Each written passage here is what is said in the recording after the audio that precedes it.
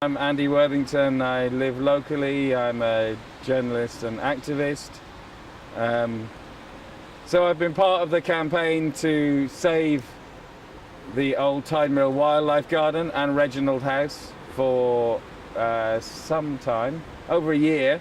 I was part of the occupation of the garden for 2 months before it was violently evicted, which we did because Lewisham councillors persistently refused to engage with us and to take on board the very, very substantial issues that we've raised, which is fundamentally that the garden cannot be destroyed. It is too significant environmentally in that it helps to mitigate the effects of pollution here, and socially because there isn't another green space in this part of Deptford. The other part of the story is the 16 flats of Reginald House, a structurally sound block of council flats whose residents in the majority don't want to have their homes destroyed, but the council's not listening to them. And I've been very upset at the fact that a council and a developer that claims to be a social housing developer, Peabody, want to knock down a structurally sound block of council flats because they want to build more flats on the site, which they're calling social housing, but are actually going to be more expensive.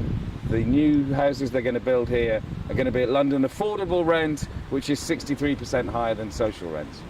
So I'm Harriet, I'm 32, I live just over there in Frankham House. I've been here for 6 years and I'm a filmmaker.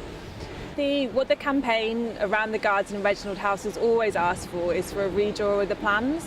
It's a really big site. The garden and Reginald House is only 20% of it. You've got all the old school buildings, you've got a car park, you've got the playground. There is plenty of room to develop.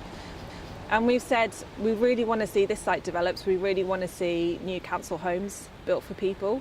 But the garden is so important to Deptford as a community space and as a green space, as a space for kids, for everyone really who's living around here. So we just said just build around it and redesign those plans. We reckon that would cost about 50 grand. So in the big scheme, especially compared to what they're spending on the security since the eviction, it's really not that much money. So I mean, there were a couple, well, it's more than 2, but there were a couple of assaults that are being investigated by the police on the day of the eviction. I myself was assaulted by one of the bailiffs when I was trying to film what was going on. He basically grabbed me and took my camera off me and wouldn't let me go for 15 minutes because he didn't want to be accountable. He didn't want to have his face on camera. The whole thing was actually really traumatic, and then to have people still being there on your doorstep is just really unpleasant. So they're putting all the pressure on this site and putting this false competition between, green space and community space and council homes. It doesn't have to be like that. Like, people here deserve both. We shouldn't have to put up with dangerously high levels of air pollution and having no green space or space to come together for council homes. People should be able to have everything, and they can have everything, but the council need to do better.